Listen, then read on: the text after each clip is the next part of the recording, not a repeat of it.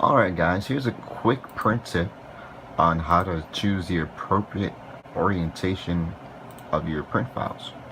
I'm in the process of making these vibration dampers for my Creality CR10. I'm gonna load them in, and they load in a weird way.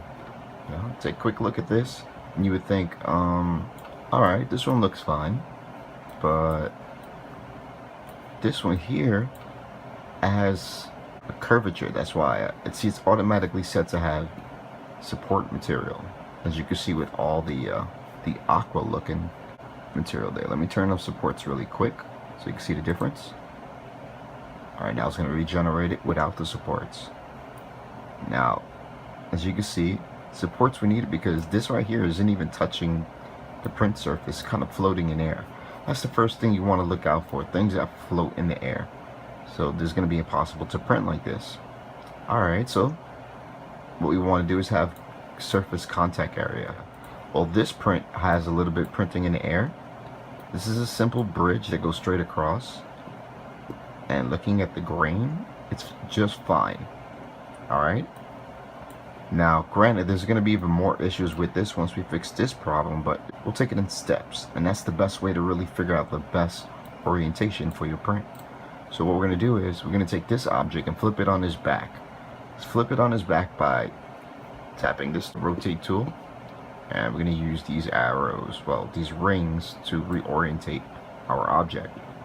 Now remember, the first thing we need to get a good print we look for is surface area. Alright. Did I just move both? No, just one. Alright. Now we got good contact with the ground there, but is this good to print? Well, let's find out. This is a great way to test it. So we go into view mode and we pick layers, okay? Once we're in layers, we can take it all the way from the bottom of the print and scale up and see how well this print's gonna work out. So far we got really good surface area contact, which is great. That means for good adhesion. Now looking at the build, nothing seems to be out of the ordinary, except this random print across, which is a bridge. Now looking at the squares, it's only about 15 millimeters, so it's not that bad. Printer could definitely handle that. Now continuing going forward, everything's good until right here. You notice something weird there? It's printing in midair. There's nothing there to support that. So one thing we could do is add support material, and it's going to generate it. You'll see. Huh, that's weird. It didn't actually show the support material. Ah, I know why. So touching the build plate won't even work. You need support material everywhere. And oh my god, look at the amount of support material that makes. That's such a waste of material.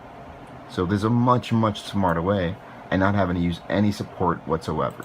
One support sometimes is a pain in the butt to get off your print, and well, it slows it down a dramatically amount. So what we're going to do is, as a matter of fact, this is printing right now in the proper orientation. This is what we're going to do. We're going to turn both of these objects on their sides. Okay, we're going to lay it on their belly, and you're going to see what that's going to do for us. Alright, so I'm going to rotate it 90 degrees, both directions, 90, bam, and put them a little closer just so that, well, you'll see why. Now, great, here we go. Now that's awesome. Now we don't have as much surface area contact at the base as we did before. But look at this. It prints perfectly. As a matter of fact, it needs no support whatsoever. Nothing prints in mid-air.